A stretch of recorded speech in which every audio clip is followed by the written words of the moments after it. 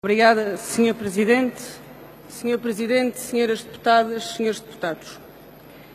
Por algum valor conservador que não tem nada a ver com as pedaladas fiscais de Dilma, o meu voto é sim.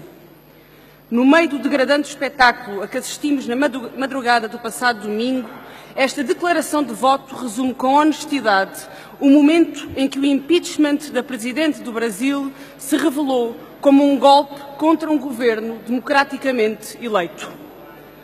Na manhã seguinte, os títulos da imprensa internacional traduziram em ridículo a farsa de domingo. Deus e netos dos deputados derrubaram a Presidente do Brasil. Foi este o resumo feito pela maioria dos jornais, como o New York Times ou o Newsweek.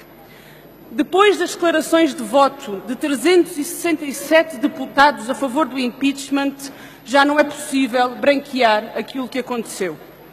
Pela esposa Paula, pelo neto Gabriel, pela sobrinha Helena, pela tia que me cuidou quando eu era criança, pelos corretores de seguros do Brasil, pelos evangélicos, pelo petróleo, para acabar com a Central Única dos Trabalhadores e com os seus marginais, pela ditadura militar de 1964 e pela homenagem ao torturador Alberto Brilhante Ustra, que foi o pavor de Dilma Rousseff.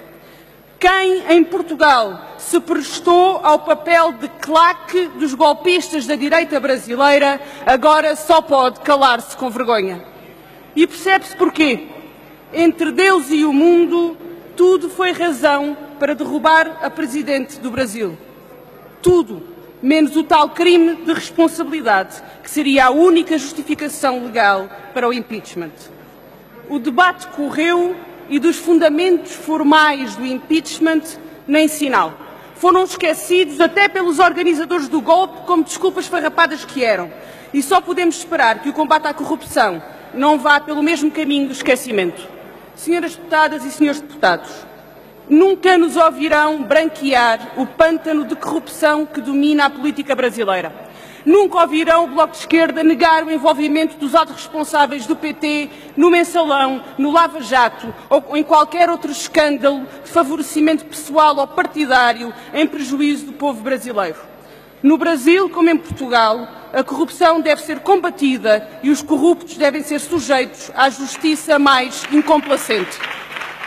Mas não foi isso que aconteceu no passado domingo. Não foi isso que aconteceu no passado domingo. E se assim fosse, todo o sistema político brasileiro teria de ser alvo do impeachment, por ser feito para favorecer a compra de votos, o financiamento privado de partidos, a troca de favores e a corrupção do poder político. Se alguma coisa poderia ter evitado o desfecho inconstitucional desta história, era a reforma política e a democratização do sistema político que o próprio PT prometeu e falhou em cumprir. É que, ao contrário de Dilma Rousseff, 60% dos deputados que votaram sim à sua destituição estão a braços com a Justiça. Correu o mundo o caso da deputada Raquel Muniz, do PSD, não do português, mas do brasileiro, que dedicou o seu voto ao marido Rui Muniz, prefeito de Montes Claros, exemplo de gestão pública e de mãos limpas, mas que na manhã seguinte foi preso pela Polícia Federal por envolvimento em corrupção. O argumento da transparência não tem credibilidade na boca dos corruptos.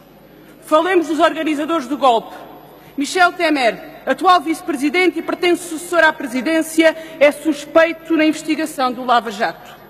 E chegamos então a Eduardo Cunha, pai do impeachment e presidente da Câmara de Deputados, réu do Supremo Tribunal Federal no caso Lava Jato e em risco de perder o mandato ele próprio por ter mentido numa comissão parlamentar de inquérito sobre contas escondidas no estrangeiro.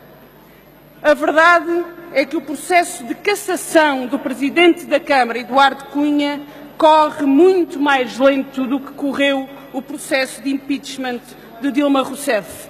E vamos ver se o agradecimento da direita brasileira a Eduardo Cunha pelo impeachment de Dilma Rousseff não é a amnistia e a impunidade pelos crimes que cometeu. No final de 72 horas de discussão na Câmara dos Deputados, há uma pergunta que é obrigatória. O impeachment resolve algum dos problemas de corrupção do Brasil? Não. Mas a confirmar-se, o impeachment é a vitória da corrupção. O impeachment é a vitória de um sistema iníquo e de uma direita conservadora que viu uma oportunidade para assaltar o poder. É verdade que o impeachment é um instrumento legal, mas as suas regras estão constitucionalmente previstas. Quando as causas que o justificam são falsas, quando o seu motivo é político e não judicial, quando falham as provas, quando se forjam os argumentos, então estamos perante uma farsa, estamos perante um puro golpe de oportunistas.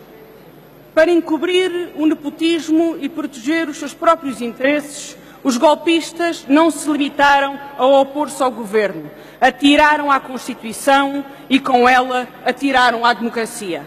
Falta saber se os golpistas avançarão para a revisão da Constituição de 1988, para a qual, afinal, basta apenas uma maioria de deputados que se junte pelos mesmos netos e pelas mesmas esposas. O Bloco de Esquerda não vem hoje a esta tribuna discutir governos, governantes ou as suas opções políticas.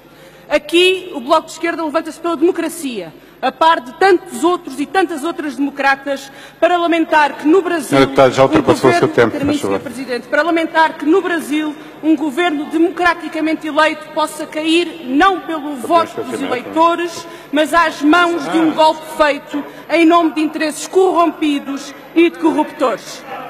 Aqueles que nos acusaram de ingerência por defendermos a democracia em Angola não tiveram pudores em defender o golpe no Brasil. E por isso, e antes que a democracia dos interesses nos tolde e nos perturbe a razão, aqui estamos para lembrar que o papel dos democratas é defender a democracia, seja onde for, e doa a quem doer. Repito, nunca ninguém espera do Bloco o silêncio e a complacência sobre o privilégio e o abuso de poder. Mas hoje, depois de tudo aquilo que aconteceu no Brasil, eu pergunto aos senhores e às senhoras deputadas da direita se acham mesmo que é pela democracia e pela transparência que se movem os golpistas já ultrapassou no Brasil. O seu tempo, largamente. Muito obrigado.